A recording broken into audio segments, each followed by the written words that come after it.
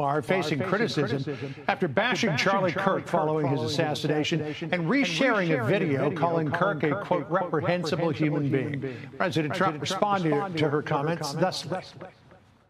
Should she be stripped of her committee assignments? I think she's a disgraceful person. You know, I think she's a disgraceful person, a loser. It's amazing the way people vote. I know it's people from her area, maybe of the world. I don't know. They got here and they voted her in. It's hard to believe, but I think she's a disgusting person. Joining us now, Fox News contributor Kayleigh McGee-White, just back from maternity leave, short as it was, and former Biden director of message planning Megan Hayes. So what did you think of what Ilhan Omar has been saying? So I think her words are disgusting and reprehensible, but the problem here is that it's protected under the Constitution. She was not inciting violence. She was not inciting any sort of hate speech is still protected. So, you know, the president turned around and called her disgusting and called her a terrible person, which is very similar to what she was doing. And I think that that's part of the problem here is you can criticize someone's point of view, but that doesn't mean they need to die for it, which we've all talked about. And the political violence is horrible. So that's the problem here is what she said was not right. I didn't like it, but she has the right to say it. Right. Nancy Macy has introduced a motion to strip her of her committee assignments. This is what the congresswoman said. We've been called Nazis, Hitler, terrorists, fascists, and at some point, Democrats are going to have to take responsibility. And we can start with Ilhan Omar. Should that happen? Should she be stripped of her committee assignments? Well, sure, because she's not protected from the consequences of her own actions. In fact, Democrats did this exact thing to Marjorie Taylor Greene over comments that she made before she was even elected to office. They stripped her of her committee assignments and they censored her. And so that is exactly what should happen to Representative Ilhan Omar here. And quite frankly, if a vote is taken, I would hope that congressional Democrats would join Republicans in voting for that censure and voting to strip her of those committee assignments. Because they have an opportunity here to prove Republicans wrong, to prove conservatives wrong, and to show that they are not beholden to the radical left, which is currently grave dancing on the grave of a 31-year-old father. Their inability to do so right now is simply proving all of the concerns about the Democratic Party and the current state of its radicalism correct.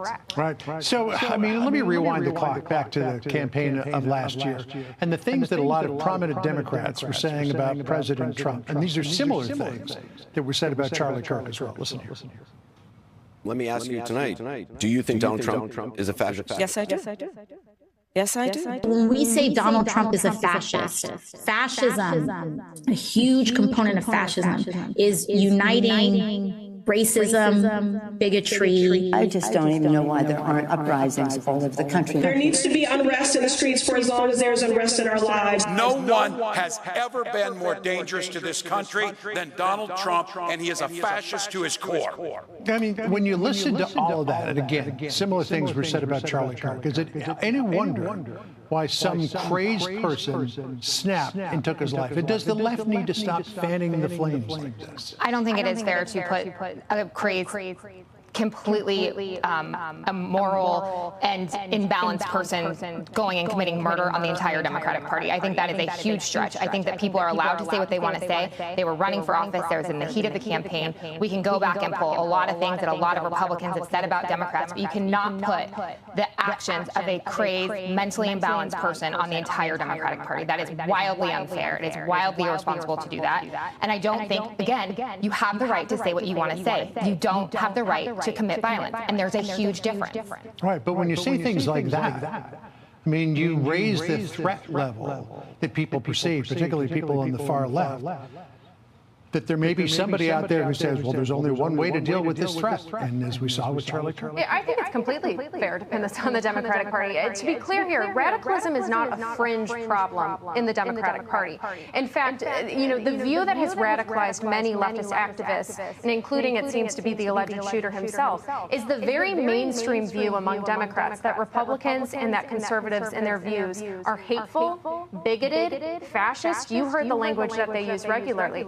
And Democrats never want to take responsibility when some people decide to take their rhetoric seriously. But you know who else is taking their rhetoric seriously? The average American, who is realizing that for the very views that Charlie Kirk held, many of them hold those exact same views. And the people who hated Charlie Kirk probably hate them as well because of those views. So the average American is waking up to this reality and to the hateful environment that leftists have created.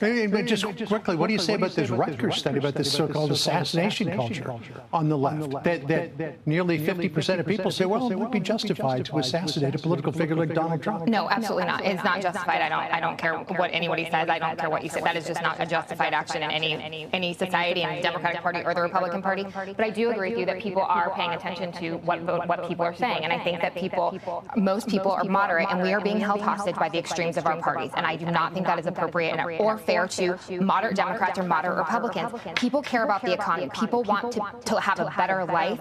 And these extremes on the Democratic side and the Republican side are holding everyone hostage. And it is completely un-American to be doing that. And I just think that if we could all take a step back and realize that these are imbalanced people, they have mental illness, and that is the problem. That is not the Democratic Party I am part of. And I think it is unfair to pin it on that. Well, stepping down from the rhetoric might be a good start. And I would hope that congressional Democrats would, instead of skipping the Charlie Kirk vigil, instead participate in these actions to honor him. Instead, they're proving that the only difference between congressional Democrats and the leftists who are currently grave dancing is the fact that they have the political chutzpah not to say what they really think out loud. Yeah. Well, 7 Democrats did show up: Debbie Dingell, Tom Suozzi, Don Davis, John Larson, Jimmy Panetta, Marie Gluesenkamp Perez, and Chris Mappas. So it was a little bit bipartisan. Thanks for joining us, folks. Sad times we're living in.